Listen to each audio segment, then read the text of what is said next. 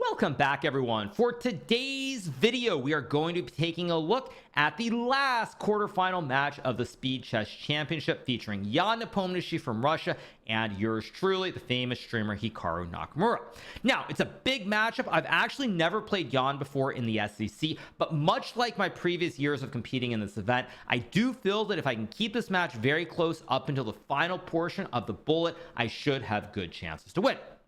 All right, so the match started off very fast. Ian won the first game with the black piece. He sacrificed a piece and blew me off the board. In the second game, I outplayed him in a Berlin endgame. And then in the third game, it was a very back and forth affair. I was probably winning at one point, then worse. Ultimately, Ian would come out on top and win to take a 2-1 lead. So we're now going to take a look at the fourth game of the match. Here, Ian has the white pieces. He's ahead by a score of 2-1. And both players have been trading blows with black, winning every game thus far.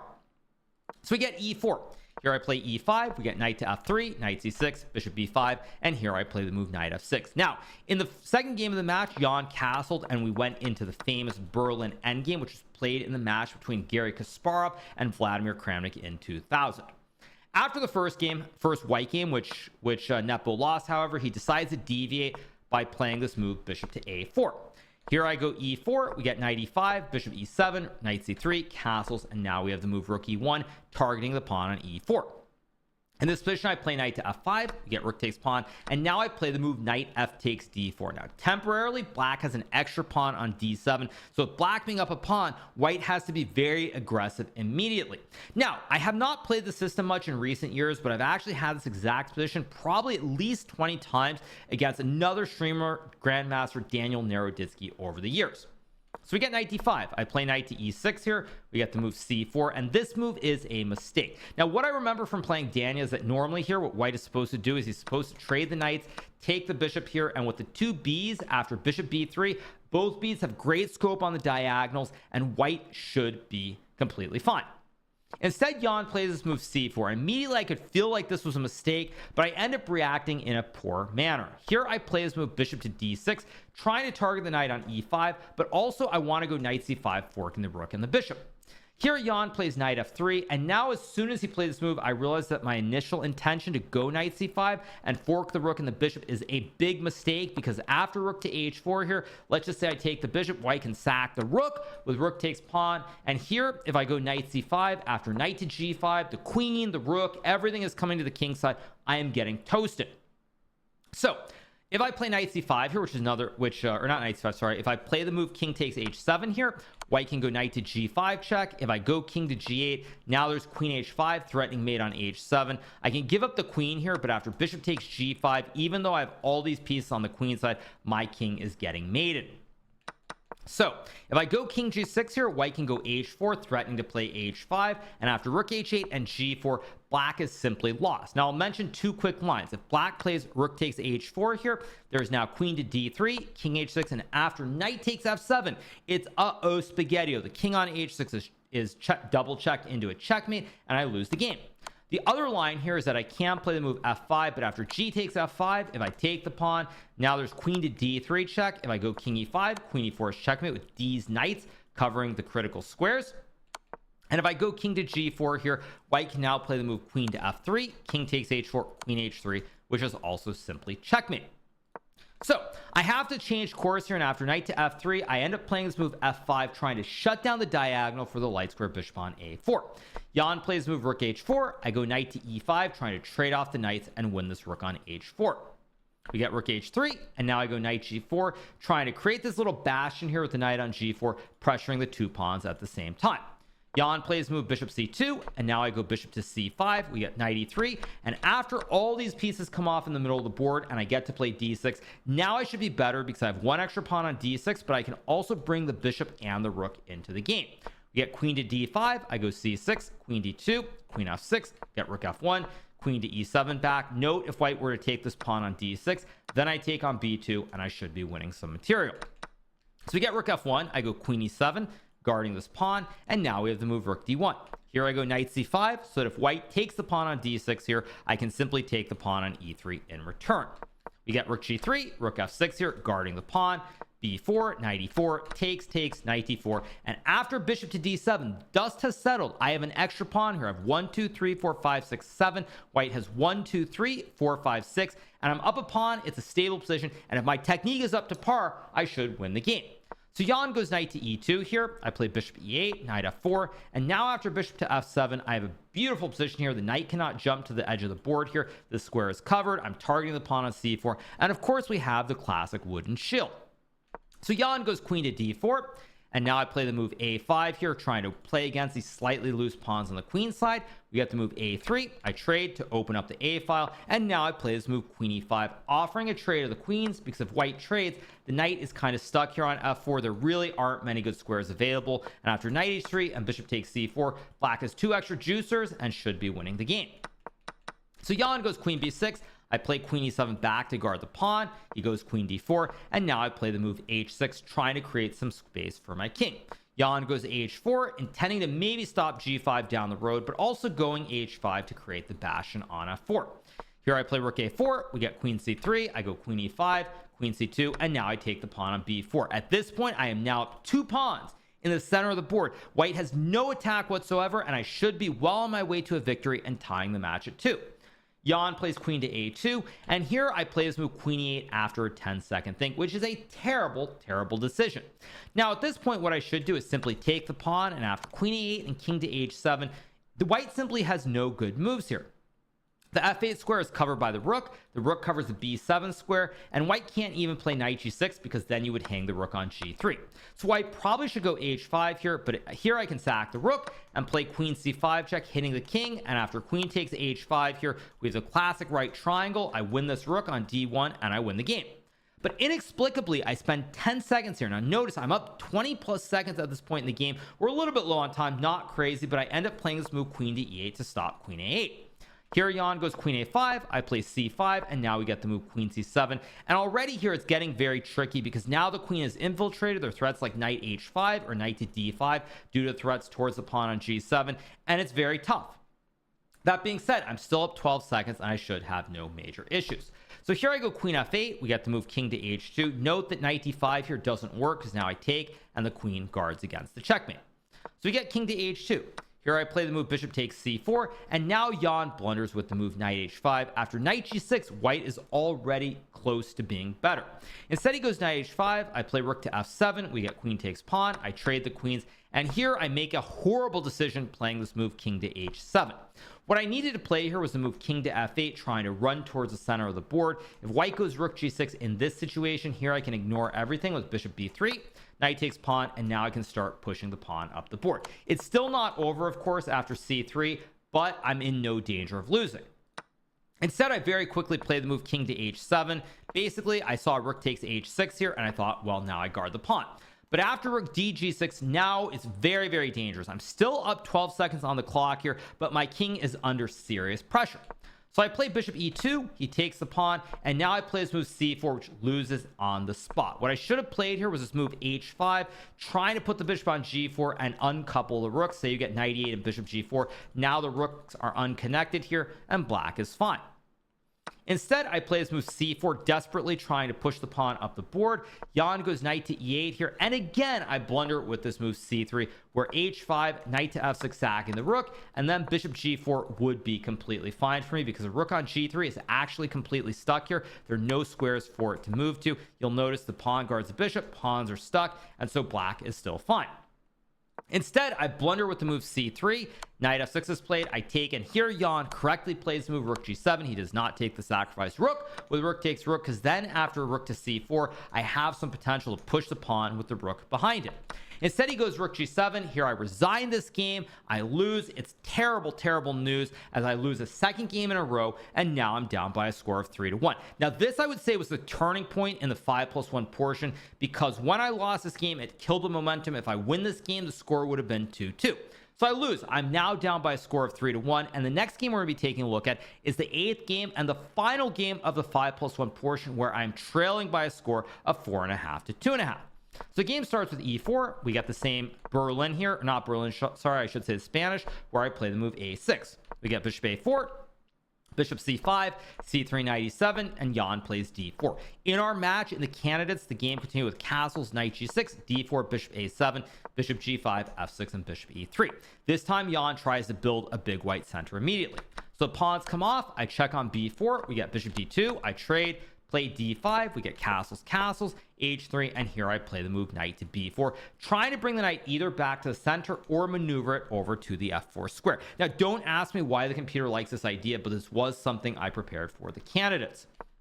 So we get a3, I go knight to d3, Jan plays bishop b3, and now I play the move c6, reinforcing the central pawn on d5. If I were to take the pawn on b2, after queen to c2, knight c4, takes, white has an unopposed big white center here with these two pawns, no bishop g4 either, so white has a clear advantage. So here I go for the move c6, trying to overprotect the pawn. We get queen e2, knight f4, queen e3, and now I move the e knight to g6. Now you'll notice I have a knife on f4 here. As the famous world champion Garry Kasparov said, a knight on f5 or f4 is worth at least a pawn. Jan plays rook e1, I go rook e8, trying to pressure the e-file. We get e5, and now I go bishop f5. Important move, by the way, because if white is able to get the bishop to c2, the bishop is very strong on this diagonal, and there will always be issues for me with these knights.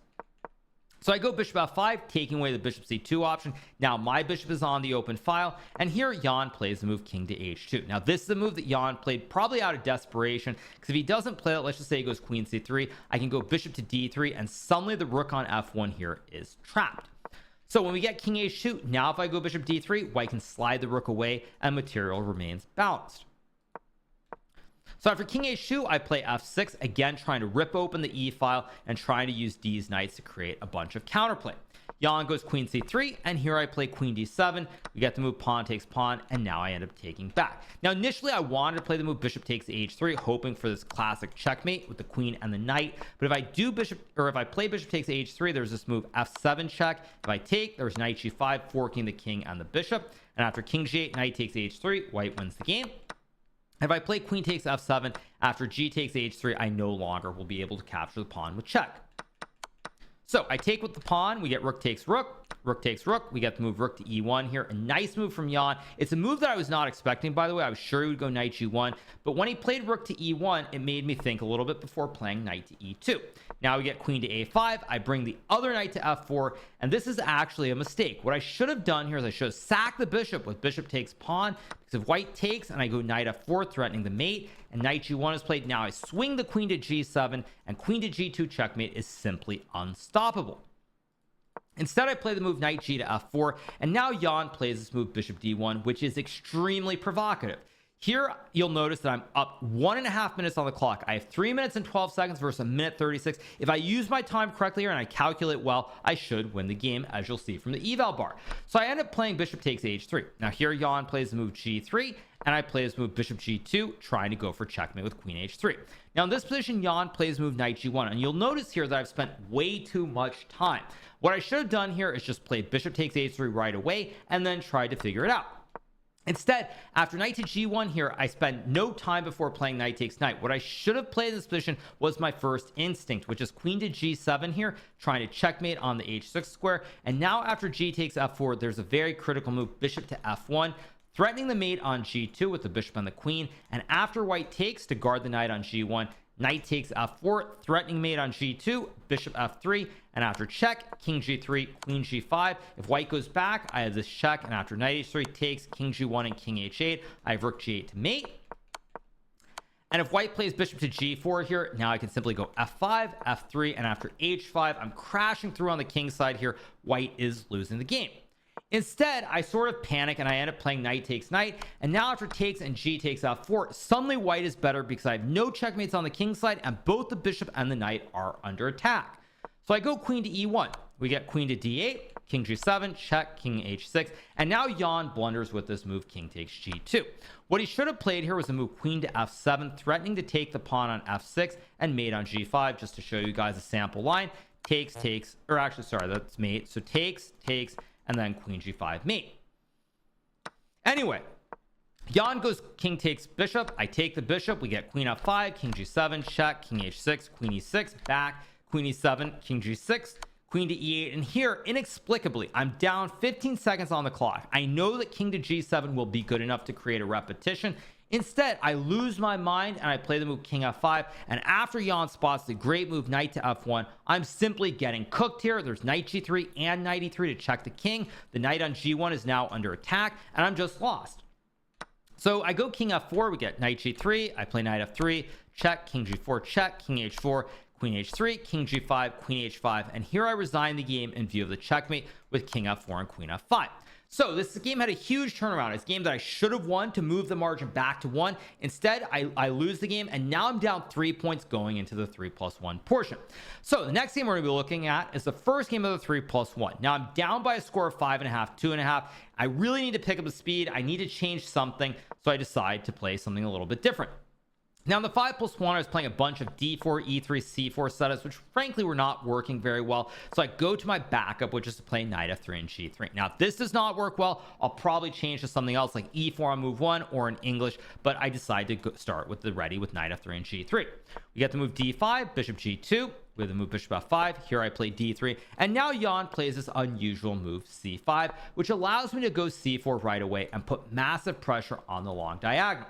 Jan takes the pawn, and here I make a mistake with the move queen a4. According to the computer, after knight to e5, white is already significantly better, but in a blitz game, especially in 3+1, unlike 5+1, you don't want to spend all your time at the start. So I go queen to a4. We get bishop d7, I take, and now we have the move e6. Here I go knight to e5, pressuring the bishop and opening up the scope for my own bishop. Here we get queen c7, and now I trade the knight for the bishop. At this point, I have the 2 Bs or the bishop pair, and when you're playing blitz, specifically 3-0 or 3-1, the quicker the time is, the simpler the position is where you have a bishop combo. It's definitely what you're aiming for because you can press on the board, but also on the clock. So I go bishop e3, trying to pressure the pawn. Jan goes knight a6, I play knight c3, and here he plays the move bishop e7.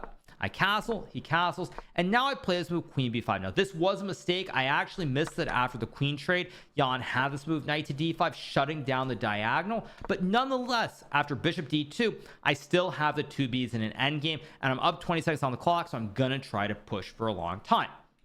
We get the move knight a b4. Here I go rook f c1, we get a6, knight c3, Jan plays rook c8, and now I go king f1.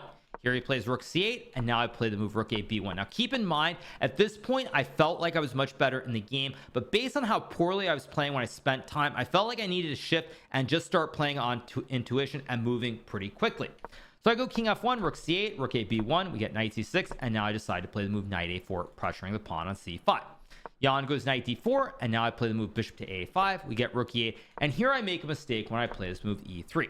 The move I should have played was knight to b6, forking the rook and the knight. If the rook goes over after takes, I'm simply up a rook for a knight. And if black plays the move knight takes knight, after takes, there's massive pressure on the pawn on b7. If you go knight c6, then you hang the pawn on c5. So with the 2 Bs and all this pressure on both the diagonals as well as the c file here, I should be winning. Instead, I play e3, Jan goes knight c6, now I play bishop d2 back, we get knight b4, and here I decide to trade the bishop for the knight. Now this is the move that I played where, because at this point I was up on the clock, I wanted to try and really put some pressure on Jan, so I take, he takes back, and now I go bishop b7. But after rook to b8, even though I'm temporarily up a pawn, both the pawns on d3 and a2 are under attack. So I go bishop f3, Jan takes a2, I go rook c4, knight b4, king e2, and now we get the move rook e d8. Here I play the move rook to d1, and even though I don't have an actual advantage on the board, I'm up 40 plus seconds here, so I'm gonna be able to grind and keep this game going forever. And definitely, it was already in my mind that if Jan gets lower on clock, if he gets down to seconds, I should have a massive advantage in any time control. So he goes rook b5, I play h4, f5, h5, we get king f7, g4, g6. Now I trade the pawns off on the f file, and here I play this move rook to h1. Now this was actually a big mistake by me when I played the move because I simply miscalculated the line that will occur in the game. With knight takes pawn, rook h7, king f6, check, king e5, and here I thought in this position I could play the move bishop to c6, attacking the rook, but also threatening to play the move pawn to f4.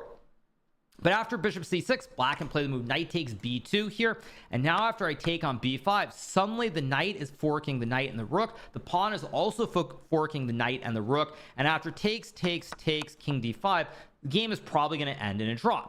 So I spent quite a bit of time here because I'm up a minute on the clock, and so I was looking for some way to keep the game alive, and I found it with this tricky move, bishop to h5. Now, the reason this move is so sneaky is I'm trying to go bishop f7 and attack this pawn on e6 from behind and go for a classic checkmate. So we get knight takes pawn, I play bishop f7, and now with Jan already down 40 plus seconds, it simply becomes too difficult to figure out, and he blunders with this move, rook to d6. What Jan probably should have played here is the very cool and collected move king to d6. After takes and king d7, white has nothing better than to trade the knights on b2 or go knight b6, allowing black to sack the rook. And after takes here with a move like rook to a8, white will play on forever, but black should be able to draw since material is balanced. Instead, Jan plays rook d6, and now I find this crushing move knight to c3, and suddenly black is lost because even though I'm sacking the rook, if black takes, there's f4, and the king is actually checkmated here. The king cannot move anywhere here. The king is stuck, and I win the game. Additionally, with Jan only having 6 seconds on the clock, it's a huge disaster. Now he ends up playing rook d2, sacking the rook. I take, he takes, I go king to d3, knight b2, and now I go king to c2. The threat towards the pawn on e6 remains. Meanwhile, I'm attacking the knight and the rook at the same time. We get king to d6 here from Jan. I take the rook on b5, and he resigns. Now I could have gone rook b6, but after f4, king d6, takes, king c7, I have knight d5, forking the king, the bishop, and the rook, and I win the game. So this is a huge win for me. It brings it back to 2 points. I would win the next game to get it back to 1. The 3-1 was definitely in my favor. When all was said and done, I actually ended up tied. Jan won the 5+1 portion, 5.5, 2.5. I won the 3+1 portion, 5.5, 2.5. So we're all squared at 8-8 as we head into the bullet portion. Now keep in mind what I said at the beginning of this video, which is that if we got to bullet, I'm not down by one or more, I feel like I'm a huge favorite. And over the years, this has generally held true, where with the exception of Magnus Carlsen, I've always dominated in the bullet portion.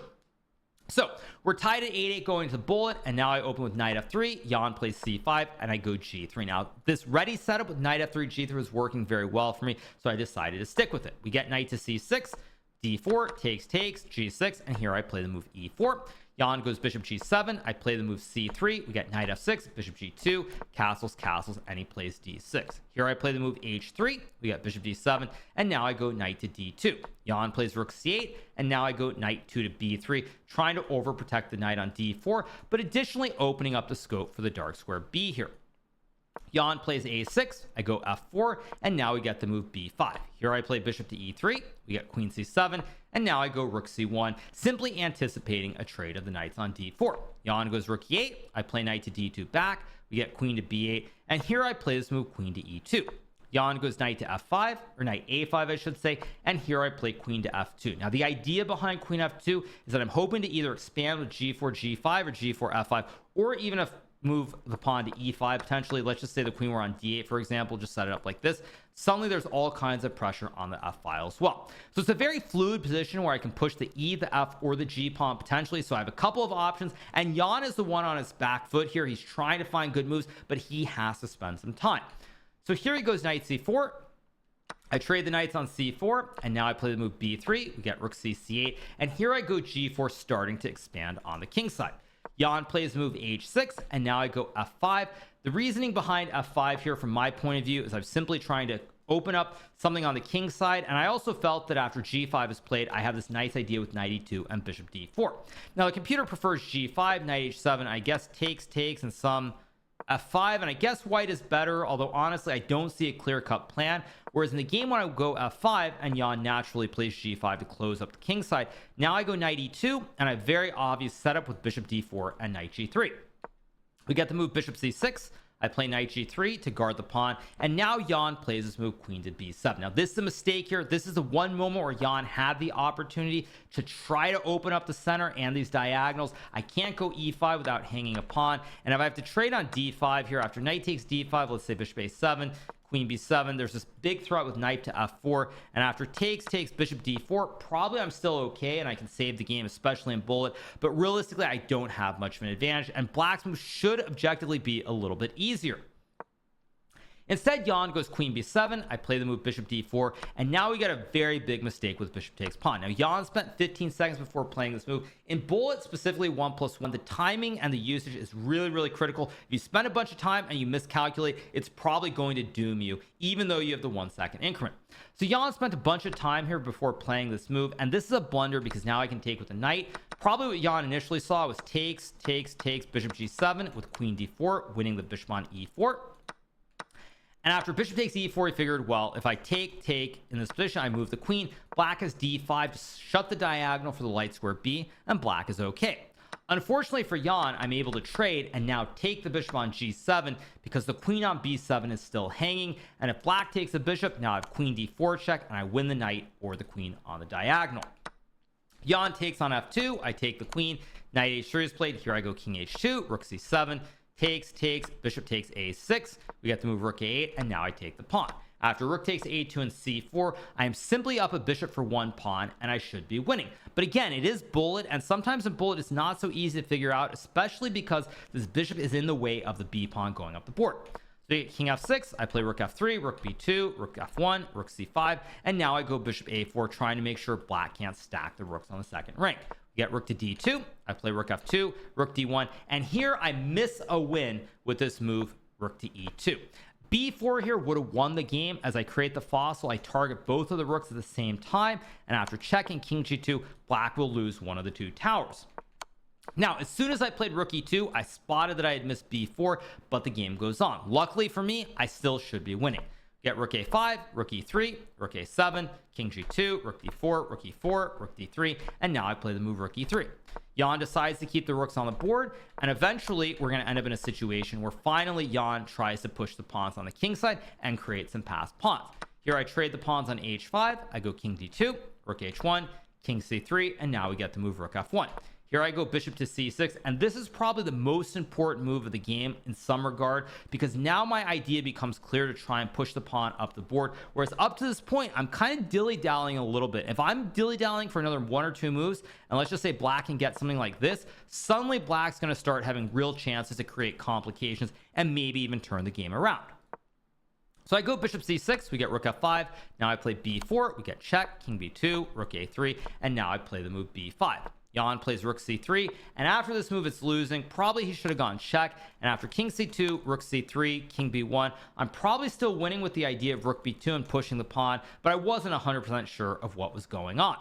Fortunately for me, Jan plays rook c3, I go rook f2, king g6, and now I'm able to take the pawn on e7, and with the weak black king, all these bishop moves, and the pawn marching up the board, it finally should be over. So we get the move rook b3, I go king a2, rook a3, king b1 of course, with the idea of blocking with the rook on b2. Jan plays the move rook takes c4, and now I play the move bishop to e4, checking the king on g6. Black cannot push the pawn because I simply take it with the bishop. Jan goes king h5, and here I play the move rook to b2, putting the rook behind the b pawn. Now I'm going to push it up the board. If black were to play rook to e3, trying to pin the bishop here, I have bishop g6, checking the king, and after takes and rook e3 with the b pawn, I will win the game. So Jan plays king g4, b6 is played, he goes f5, now I go b7, and here Jan resigns the game in view of the fact that I'm going to get a queen on b8 and win. Now with this victory, it pushed me ahead by a score of 9-8. Now I would go on to dominate the bullet portion. I would win, actually, I think I got a McDoption winning 5 in a row if I'm not mistaken. I actually was winning by a score of 6.5 to half before Jan won the final game of the bullet to close it out with a victory, which means that I won the bullet portion by a score of 6.5 to 1.5, and I won the match by a score of 14.5 to 9.5, or a 5-point victory. So what does this mean? This means that I will now be going to Paris for the semifinals, which will be played in person. I believe we still play on computers, but it will be in person, where I play against Alireza from France. So it's going to be a very, very hyped semifinals. Hopefully I can win that and face off against Magnus once again. But at any rate, this match took a lot out of me. It was very, very difficult. But fortunately, I was able to pull it together when I needed to in the 3+1 and then dominate it in the bullet like I have so many times in the past. All right. I know this video ran a little bit longer for you guys, but trying to go through more games and keep it a little bit more exciting. So it is what it is, but I hope you guys have enjoyed this recap from the quarterfinals of the Speed Chess Championship between myself and Ian Nepomniachtchi. If you're not already subscribed to the channel, make sure that you smash that subscribe button below, and we'll be back with some more great recaps of Levy's tournament from Italy in the coming days and my own matches and everything else. So hope you guys enjoyed it. Have a great rest of your day. Have a good one. Bye.